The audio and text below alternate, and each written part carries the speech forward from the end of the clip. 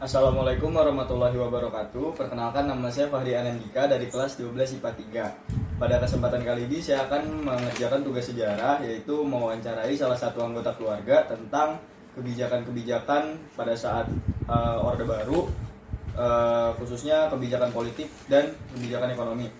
Nah, sekarang saya bersama tante saya akan menanyakan kira-kira bagaimana keadaan-keadaan dan apa saja kebijakan-kebijakan politik dan ekonomi pada masa Orde Baru.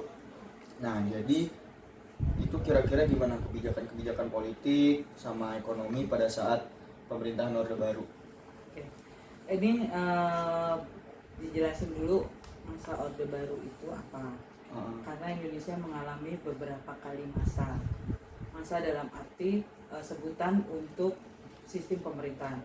Salah satunya adalah Orde Baru. Orde Baru itu merupakan suatu masa kehidupan di Indonesia yang mencakup kehidupan politik dan ekonomi, dan pada masa itu dipimpin oleh Presiden Soeharto, dan itu adalah masa yang terlama kepemimpinan beliau selama 32 tahun. Nah, yang ada di dalam masa Orde Baru ini adalah kebijakan politik dalam negeri dan luar negeri. Nah, untuk politik dalam negeri itu adanya suatu hal yang kita catat adalah adanya pemilu tahun 1971 setelah pemilu pertama tahun 1955 itu jeda panjang, dan dengan sidang istimewa keputusan tahun 67 dinyatakan bahwa tahun 71 itulah diadakan pemilu. Kemudian yang kedua adalah penyederhanaan partai politik menjadi 3, yaitu Partai Persatuan Pembangunan, Partai Demokrasi Indonesia, dan Golongan Karya. Untuk politik luar negeri, Indonesia kembali menjadi anggota PBB setelah sempat terpisah pada masa Republik Indonesia Serikat. Indonesia keluar dari keanggotaan PBB, tapi pada saat Orde Baru ini kemudian bergabung kembali menjadi anggota PBB. Kemudian yang kedua adalah pemulihan hubungan diplomatik dengan Indonesia dengan Malaysia dan Singapura. Nah, kemudian juga ada pemutusan hubungan diplomatik dengan Tiongkok. Itu terjadi antara tahun 1962 sampai 1965.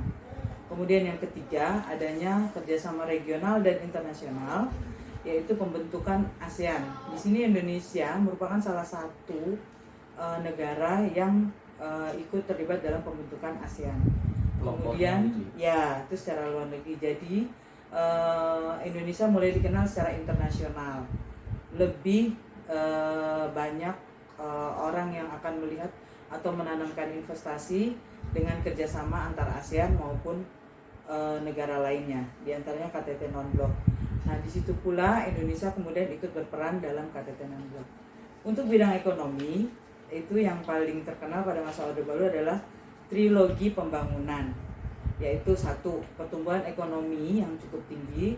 Jadi adanya kebijakan-kebijakan tentang ekonomi yang pemasok-pemasok itu menjadi investor, tetapi harus dengan cara nasional.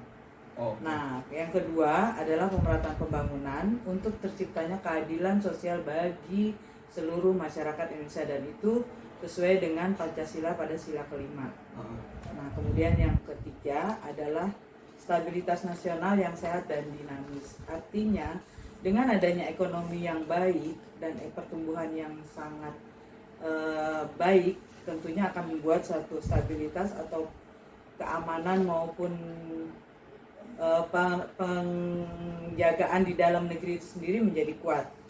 Kemudian dikenal juga dengan REPELITA, rencana pembangunan 5 tahun. Jadi setiap 5 tahun itu negara Indonesia selalu membuat satu perencanaan pembangunan sampai REPELITA ke-7, dan itu Presiden Soeharto akhirnya dilengser pada masa reformasi. Itu penjelasannya Orde Baru. Jadi kira-kira mungkin itu aja gambaran-gambaran atau kejadian yang pernah dialami oleh tante saya. Kurang lebihnya mohon maaf. Wassalamualaikum warahmatullahi wabarakatuh. Salam.